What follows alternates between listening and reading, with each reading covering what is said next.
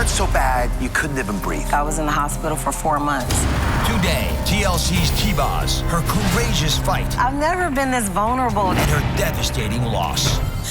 And She's been transforming women's bodies for almost 20 years. trainer Tracy Anderson, the secret she only shares with the stars. Plus, It's freaking a lot of people out. the controversial new film. The film alleges that drinking milk can cause diabetes. Coming up next.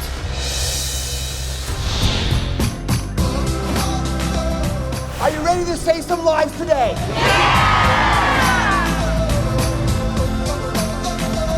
I love you, Dr. Oz.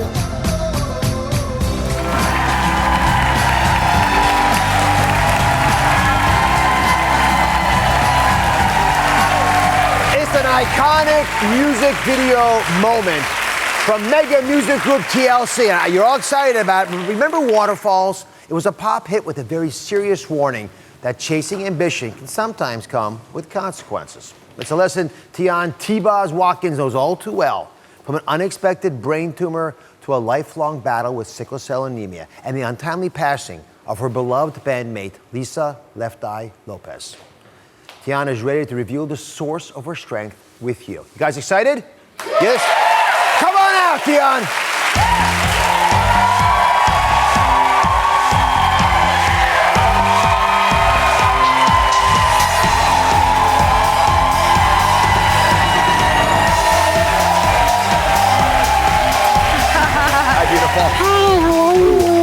Great to You look wonderful. Thank you so much. I felt like dancing when I saw that picture of Waterfall. Yeah, I love to dance. Go back. Hey, we go like this. Yeah. How many times did you Change get it your right? dance. You did that video in one take? No, you know, we were out in the water at 4:30 in the morning. That was a hard video to shoot. It was 3 days. And we shot at Universal where they shot Jaws, so it was awesome. Oh my goodness. All you thought about was a big claw. So speaking of sharks and deadly encounters, you last time you were here, you had just had your procedure for your brain tumor. Yes, How's that going? I am great. Oh my goodness. I have to check it every year, but I'm great. You're lucky. Yeah. She had a tumor behind her ear, and it's the kind of tumor that can do a lot of damage if they don't get it out the right way. I mean, anything in the brain, you figure it's going to be tight. Yeah. On the other hand, you've got sickle cell anemia, which you've had your whole life. You're told, I'm told, at age 7, that you probably wouldn't live past 30, Right. which back then was probably reasonable advice to give a little girl and to her family. So how do you hear that and then go on to become the pop megastar you became?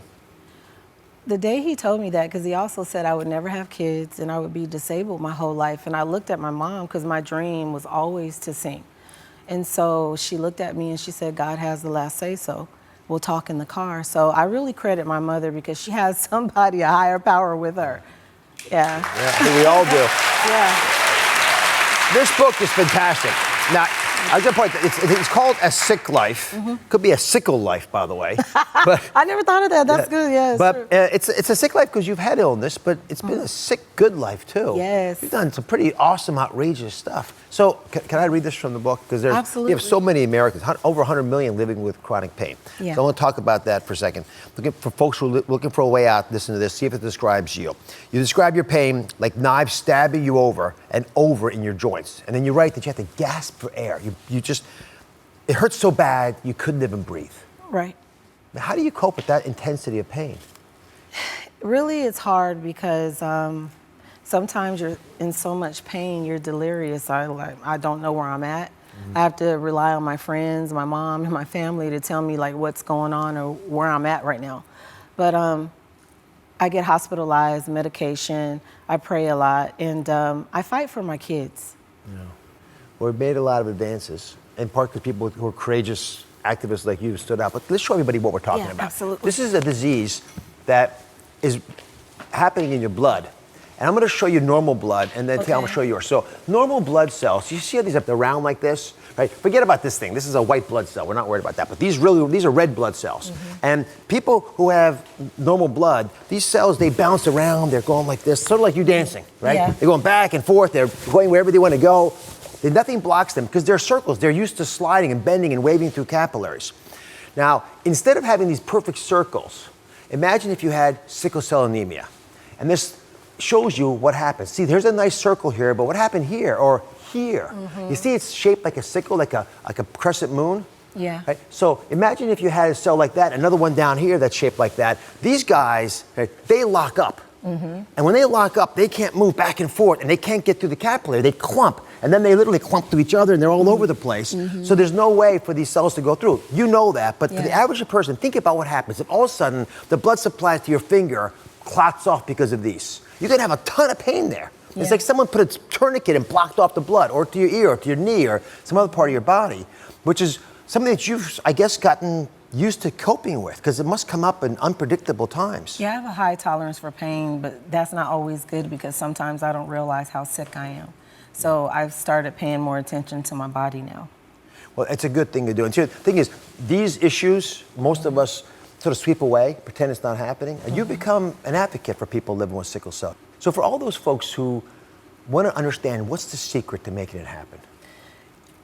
I really mean this when I say when you think sick and talk sick, that negative energy, your mindset and your willpower to live is very important, but you have to be your own advocate because you're the only person that can convey what's going on.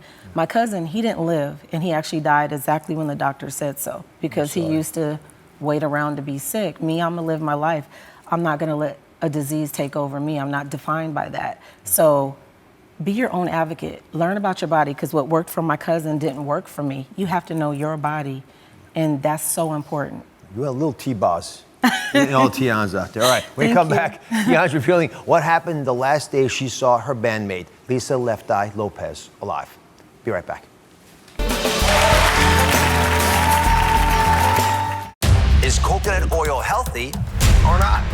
All new Oz. An alarming recommendation to stop eating the stuff. And How to determine if you're over fat. all new Oz. That's coming up on Monday.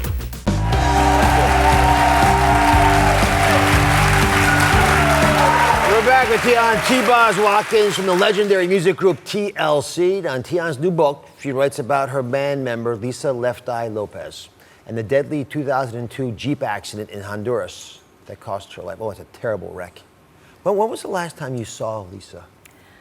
We were working on the 3D album at the time, and I got sick, really sick. I was in the hospital for 4 months.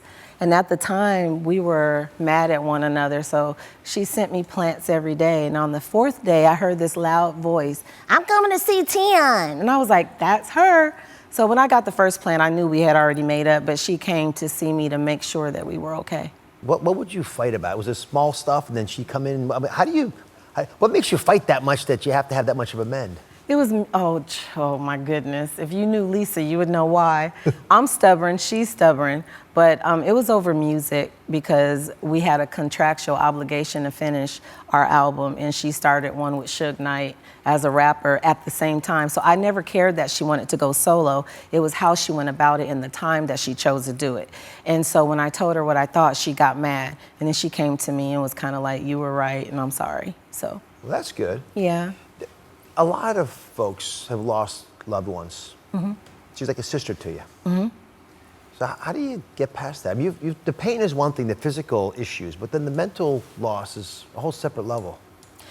You know, it's crazy because I've lost my grandmother, my aunt, and my cousin, but honestly, I didn't get to grieve the way a person should with Lisa because I had to be forced to deal with it with the public, and it just, I can't give you an answer of how I dealt with it because I kind of still do, but I've tried to turn it since it's been almost 15 years. I celebrate her life instead of staying down. You know, she died the day before my birthday. Thank you. When do you miss her the most? When we're on stage. I miss her a lot, just period, because we're still TLC. I'm never gonna replace her. We are never gonna put an L there. She's still, we built this together. We have history. We have a catalog of music, and she still rocks her own part, and she lives throughout the music when we're touring, and it's just gonna stay that way. It's TLC forever, just like she said. Your music has allowed you and your fans to sort of go through the ups and downs of life. Yeah. Do you feel like it's been therapeutic for you? This book was therapeutic because honestly, I'm not open. I've never been this vulnerable to tell people like the darker sides of my life and that part where, you know, when you're fighting for your life and you want to live. I've never shared that with anyone. So it's therapeutic for me, but I'm also nervous because I'm like, oh my God, now I'm really open now for real. Like, it's all out there. I put the good, the bad, the ugly, everything you want to know. It made me who I am today, and I learned and I grew from it, but it's out there in this book. What is a single, and it's very well written, by the way. So, you know, if you like it, which you will, give it to a friend. It's of that caliber. What is the one secret you've wandered into, the one unexpected place of power, of resilience that's allowed you to get past the darkest moments? When I'm sick, and this sounds crazy to some people maybe, but I take myself to this peaceful place. I love water. So I envision the most peaceful place I could ever be, and it's this stream, and it's a big body of water, beautiful trees, and it's like waterfalls, and I just put myself there. I don't really dwell on the past. I move forward. I never look back. One thing you've done is create a beautiful family. Thank you. It seems like much of your life has been designed to thwart that doctor all those years ago. So you've got a 16-year-old beautiful daughter. You just adopted a little boy. Yes, right? From birth, my Chancy pants. The Chancy pants. Look at him. That's Chance. That is a cute kid. So He is awesome. So how do the kids change your outlook on life? They saved my life at 2 separate times. They did? How so? I hate to cry, but my daughter gave me a reason to fight because I had someone to live for. My son, he just came in my life at the right time. So I fight to live for my kids, basically. So it gives me the willpower to keep going because I have to be here. They need me, and I want to raise them. I want to be a grandmother, and they're my everything. Your 16-year-old must know how much you love her. She better. All right. She better. Yeah, check out Tionne's new book, A Sick Life. Now, you know what? They love you so much. Do we have enough books, you think? Absolutely. I hope you guys. You're all going home with Tionne's book. Enjoy it and share it. We'll be right back. It's free class day, and Tracy Anderson is here teaching us her signature method to reshape your body, especially your arms.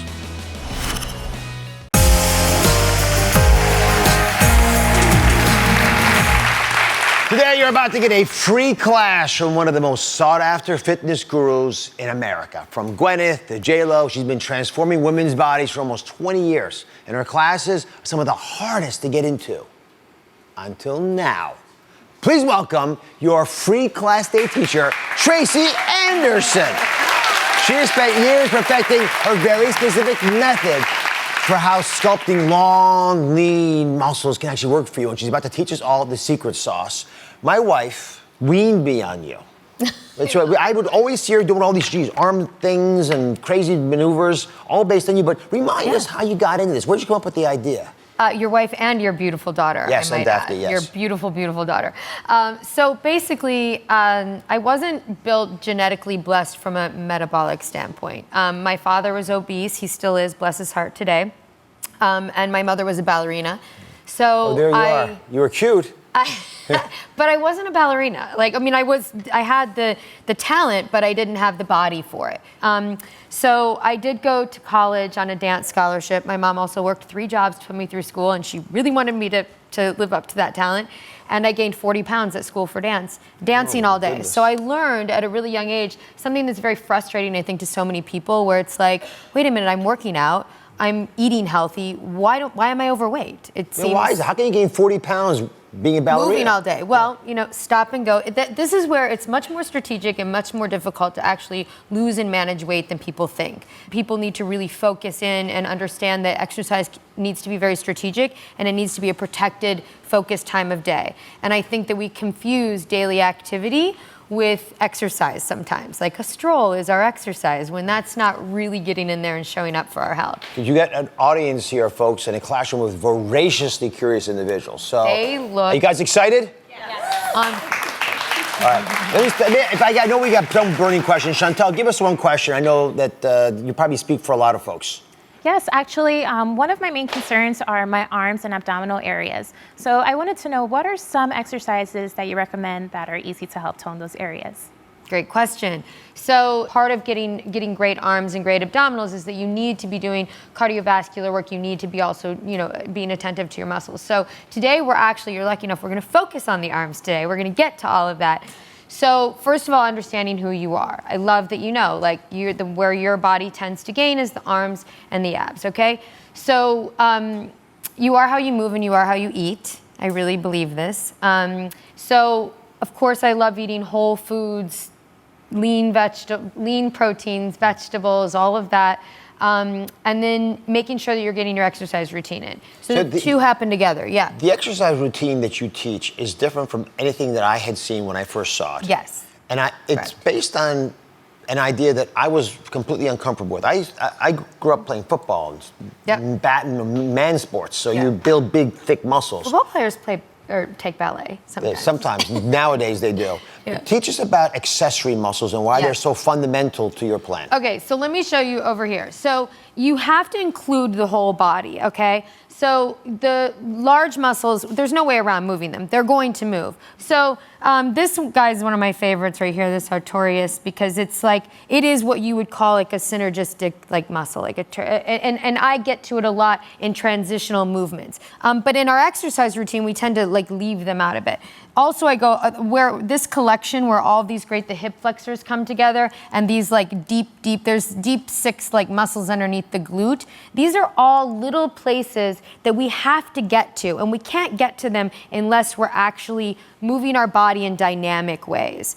But you kind of want to be your own Beyonce, so to speak. So you want to be my whole body's in the game. I'm in this, I can move, I can twist, I can do everything dynamic with my body. I don't just have to go like this and be afraid of doing it. When you get everything in action, these guys come into play. And that's when everything comes together in a way that's very unified. And then the skin comes back to the muscle.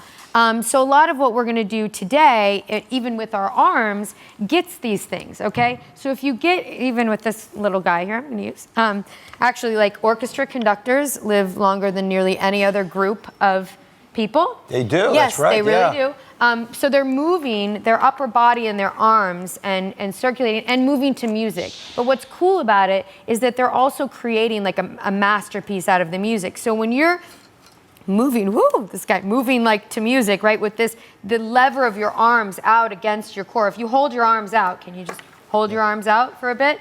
So you hold them out, but hold them out now really with intention. Like push them out. Push them out.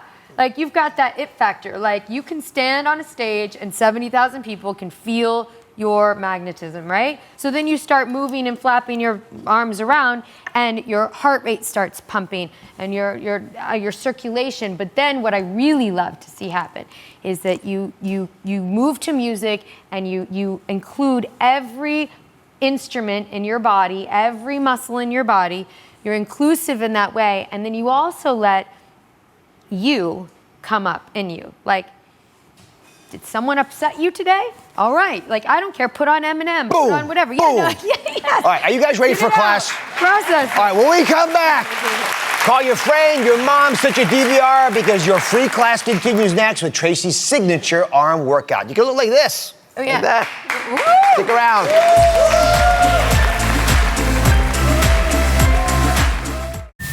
What could possess a 16-year-old high school cheerleader to hire a hitman to kill her father? I felt like I had no way out. All new Oz. That's coming up on Tuesday. It is free class day. The celebrity trainer, Tracy Anderson, is here. She's going to show us a secret method, her method, for reshaping your body. So I want you to set your DVR because you're not going to miss this class. Tell your friends about it. Tracy, this is your signature arm workout that I know my wife, my daughter Daphne, my wife taught my daughter Daphne this because of you. So teach it to everybody. Okay, great. So we've got 5 minutes on the clock where I can prove to you that you can really get great arms with just your arms. How about that? So we're going to start with our arms out. Let's cue the music. Cue the music. We need music. That's really key. Okay, so we're going to just press 8 times with our right arm forward. So we're going to go 1, 2, 3, 4, 5, 6, your whole body's 7, twisting. 8. Yep, now I want your whole body into it. You've got permission to shake it. We already talked about this. Yep, 5, 6, 7, 8. Now I want you to go forward, out to the ceiling, out. Reach to the ceiling. Good. And see, you're already getting better. There My you right go. arm's getting tired as what's happening. Good, it's getting stronger. Okay, now what I'm gonna have you do is like, you're gonna rotate your arms up and down, up and down. Reach through your elbows though, reach through your elbows. They have to be really straight. They're a lever of resistance out from your core, which means your core is also stabilizing and helping everything move. Good So we're bending our knees? Because a little bit of or whatever feels good. Whatever feels good, that's right, yeah. Hear the music, this is where you're getting into the music, you're in the game, right?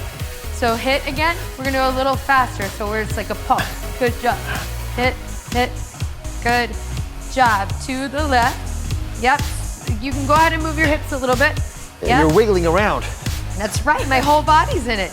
It's gotta be like a boxer or something, you know, you never know. Move, reach, double reach. Good job with the ribs, you're doing great.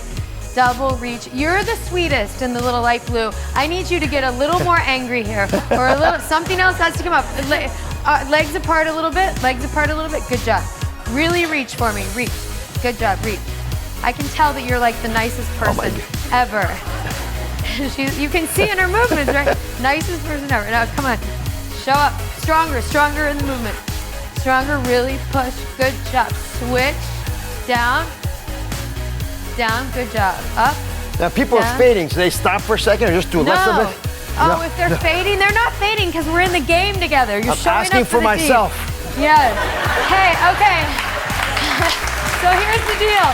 You can take a little pit stop as long as it's going to get you to the end. Okay? So you can take a small pit stop if you need to, only if you're going to come right back, not if you're going to quit. So up, reach, up. Good job. Up, reached.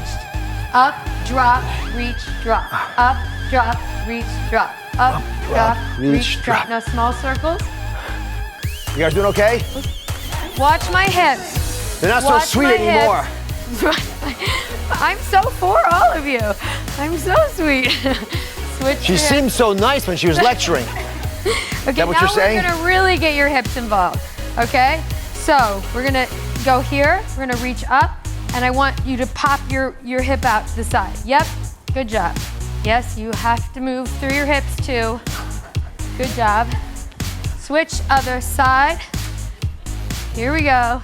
Now, we wanna get we wanna make sure that we can move through our torsos too when we do this. So this is a small pulse, reach, pulse, reach, pulse, reach, pulse, reach. Now, like you're holding a ball, maybe even a ball of stress, maybe even like you're holding up all kinds of people like we do. So you're gonna just hold all that in between your hands. It's gonna become more resistance, okay? Go low, good job. Yep, go here. These are getting those accessory muscles going? Yes, now reach to the side, expand it out, side, posture up, good job, and switch, other side, good job. Good job. Now I just want you to put your arms out to the side and I want you to rotate your hips forward and back. So curve in and back. Now we're gonna go with the beat of the music. Out, out, out, out. Go right, center, right. Oh, the audience is liking this. They like right? this one. So This is my favorite one. My favorite one to end on. Right, center, right, center. This kind of takes your mind a little bit off the fact that your arms are still hanging out there, right? Center, right, center. Now reach, 2, 3, 4, 5, 6, 7, 8. Other side and you're there. 2, 3, 4, 5, 6, 7, 8. Good job. Whoa! Tracy Anderson! I'm gonna be teacher's pet. You're wonderful. You're wonderful. You guys feel okay? You can find this workout and all of the free class day videos at DrOz.com and on our app. And please check out TracyAnderson.com where you can subscribe to her real-time streaming video service for weekly classes right in your home. For today's students, guess what, my friends? You're all going home with 6 months for free. God bless you. You're gonna see me over there. With her! We'll be right back.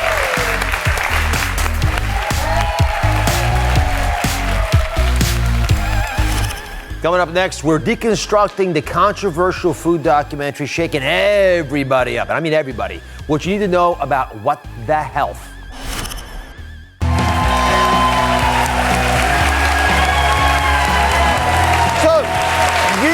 day, my entire audience just watched the controversial new documentary on Netflix called What the Health. It's pretty scary stuff, isn't it? Yeah. Up, down, you're not sure yet, are you? Yeah. So much stuff, some of it so quickly coming at you that a lot of folks are having trouble with it, and I've been getting a lot of calls. And the film is getting a big buzz for its shocking allegations into the food industry's role in making you sick. Take a look.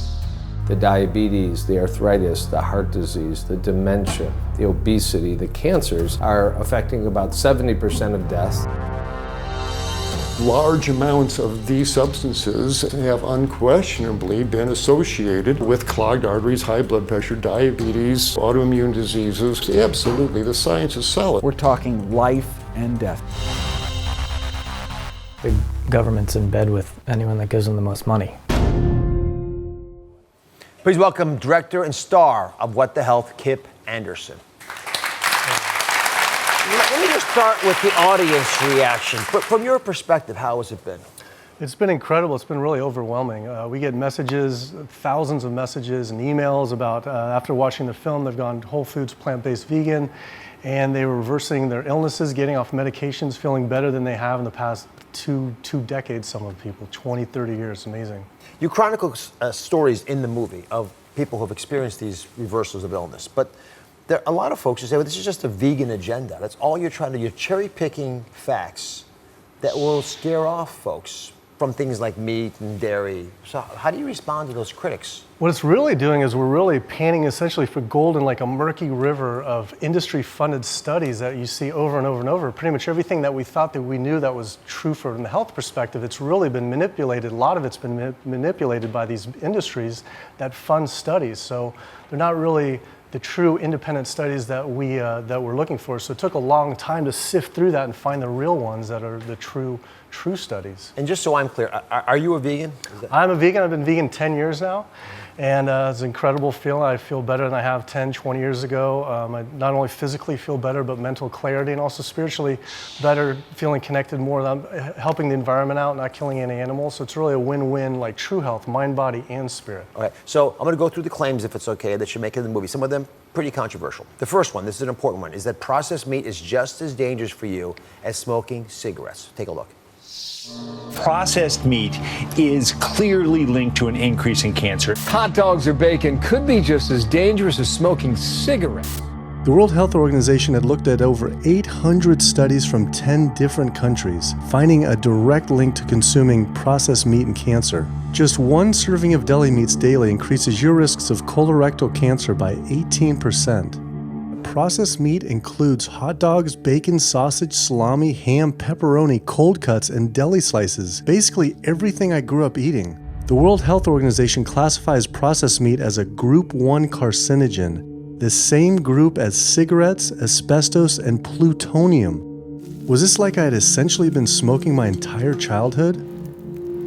If processed meats are labeled the same as cigarettes, how is it even legal for kids to be eating this way?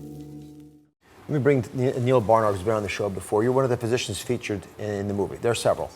And the average American, just to bring everyone on the same page, eats about 5 pounds of meat a week. Protein like beef, poultry, eggs, the things that you guys know. That's about 21% of all the calories. As a physician who spends a lot of time studying this, if 21% of our calories come from meat today, what should the right percentage be? Well, the research is very clear. People should eat no meat at all. And Zero. And the reason is, if you think about tobacco, you inhale the smoke, you get lung cancer.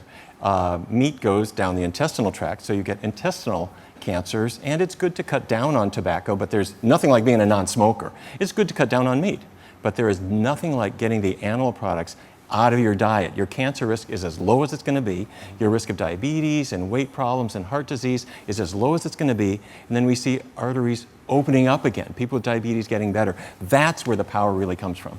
I rarely make as many phone calls as I did to prepare for this show. Talk to a lot of folks, you know many of them, these are world experts in the category. A surprising number of people agree with you. I was caught off guard. But many argued, and I think this is true as well, it's a little unfair to equate them directly. It does cause fear in people. When one habit, smoking, probably costs us 9, 10 years of real age, if you use that metric, and eating meat might cost us more like months of life, even though it might compromise quality of life. Oh, it can be much longer than that. Now, I grew up in Fargo, North Dakota. We all ate meat and that kind of thing. But the risk of diabetes ends up being close to 1 in 3. Cancer for men, 1 in 2. For women, 1 in 3.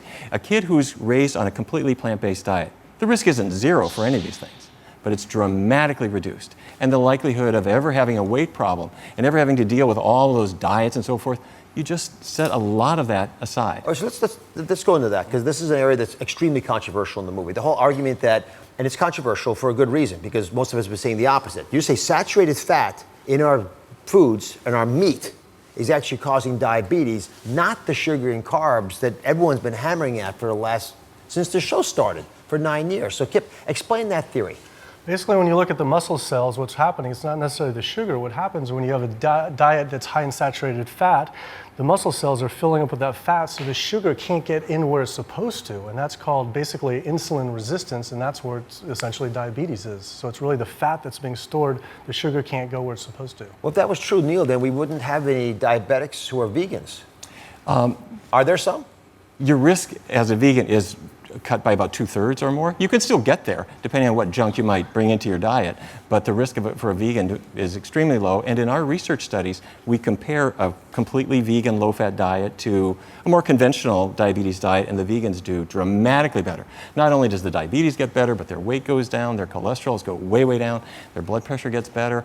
And then I saw something that I'd never seen in medical school, which is diabetes going away, which I was not prepared for. And don't get me wrong, this doesn't mean you fire your doctor or throw away your medications on your own. You work with your doctor. When people do a completely vegan diet, you're eating healthy foods, delicious foods, and you're getting these tremendous health benefits at the same time. All right, let me shift gears. Kip, you make a very compelling argument in the movie that we are designed to be frugivores. Now, I know about herbivores, who eat herbs, and carnivores. What's a frugivore?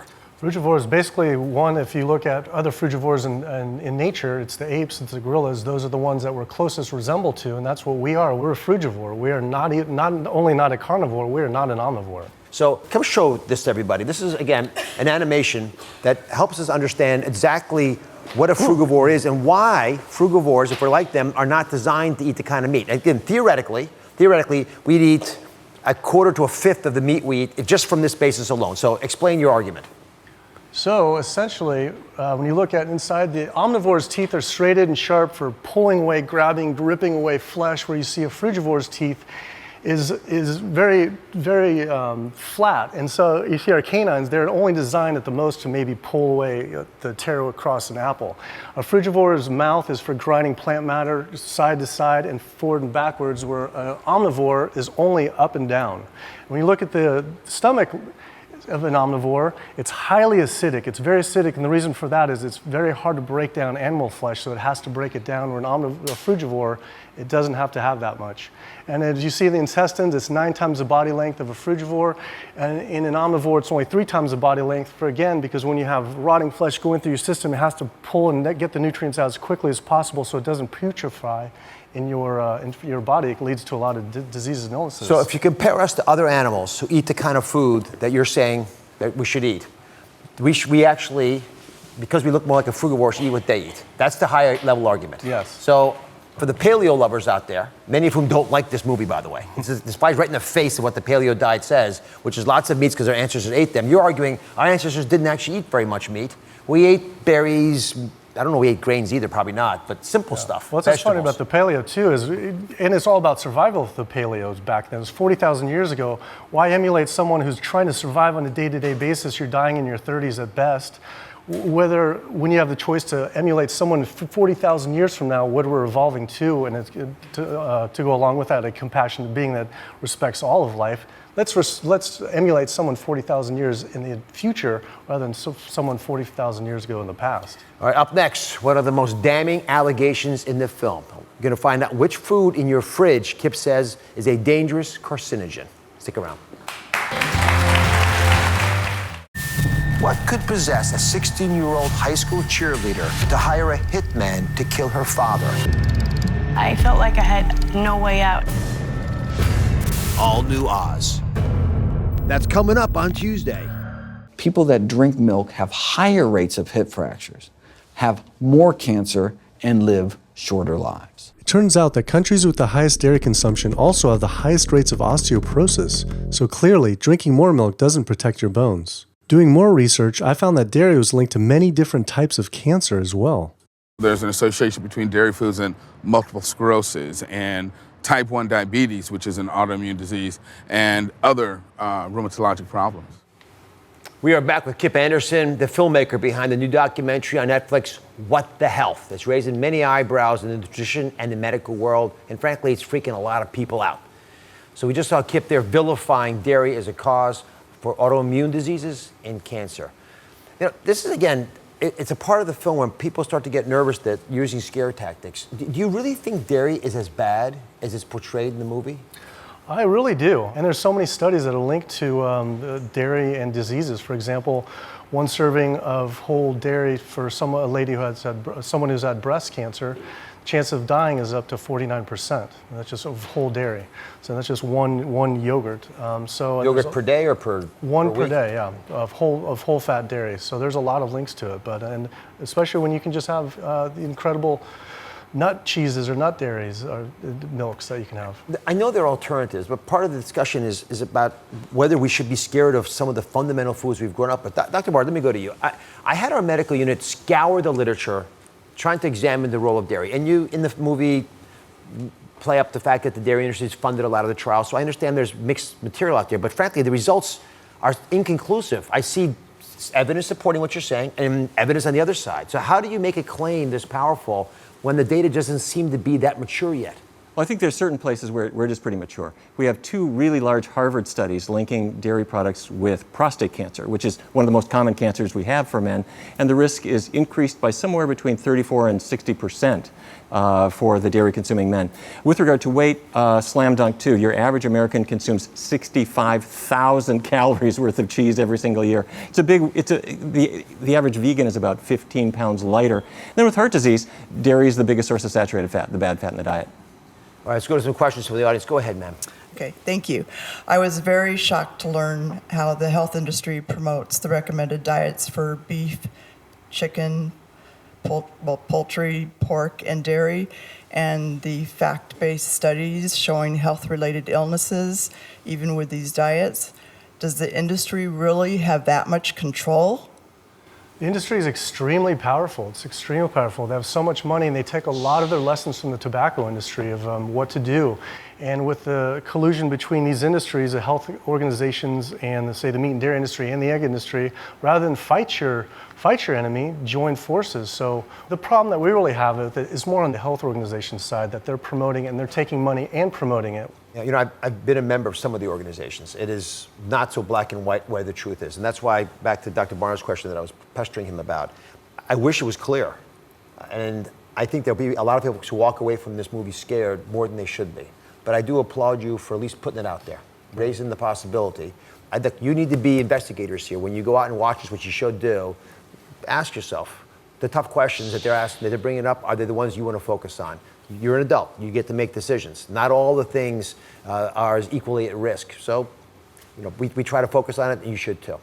Thanks for being here today and answering those tough questions. Dr. Barnes, same to you. You can find out more information about what you might want to eat instead of the foods that they're criticizing. We'll link to the What the Health meal plan on the DrOz.com site. I think Kip and the doctors in the film have strong points of view and have gotten us to refocus on the role of food and disease. I do think the film scared a lot of you, and that's why I wanted Kip to be here today to defend some of his thoughts. In my opinion, I don't think you need to go all vegan, as the film suggests, but increasing veggie consumption is definitely a direction I'm going to continue to recommend you all head in. We'll be right back. A new season of True Crime Tuesdays. And now, True Crime Thursdays. The cases that have kept you up at night. Only on Dr. Oz.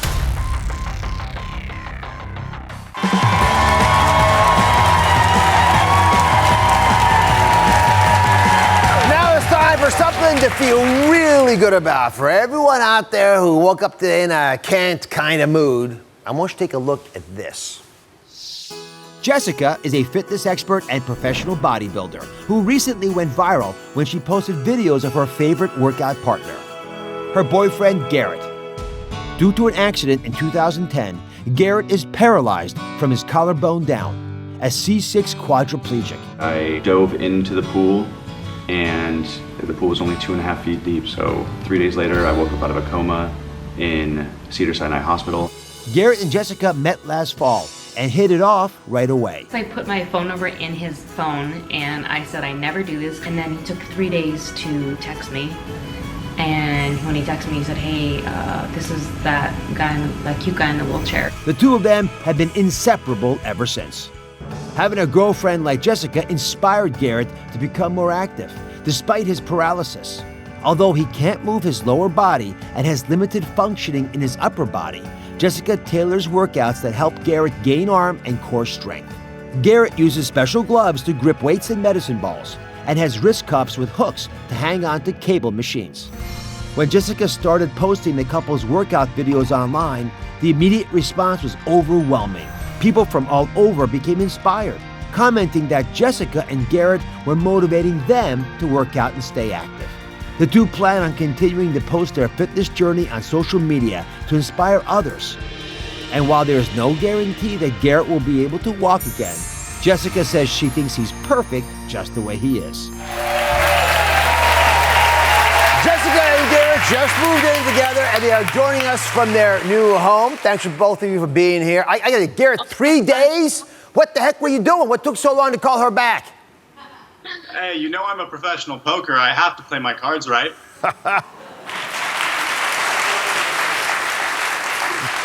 So to both of you, I'm a heart doctor, as you know, and I'm interested in all matters of the heart. So I would really want to understand what made the two of you fall in love that very first time. I mean, if you're asking me, the first time I fell in love is when she came to my house with all these things that I needed, that I didn't realize I needed, but she knew I needed. And her standing there in front of me with all these items that just enhanced my life, I couldn't help but fall in love. And Jessica, why'd you do that? I'm just a very giving person, and he was just very taken back that I actually did that. Yeah. Well, it's fantastic that you did, and I love the fact that you're a good trainer. Obviously, he's getting the benefits. Here's the deal. My friends over at Body Solid want to make sure you guys keep posting those inspirational videos. You'll do that, right? Yeah, always. That's what we do. So, Garrett, they want you to have this home gym. It is top of the line with a weight rack, lateral attachments, weights, medicine balls, free weights. So what is it going to mean to you to have this in your home? That is so awesome. I can't believe it. Wow, I'm ready to get to work right now. Enjoy the gym. And for everybody else, remember, happy and healthy starts at home.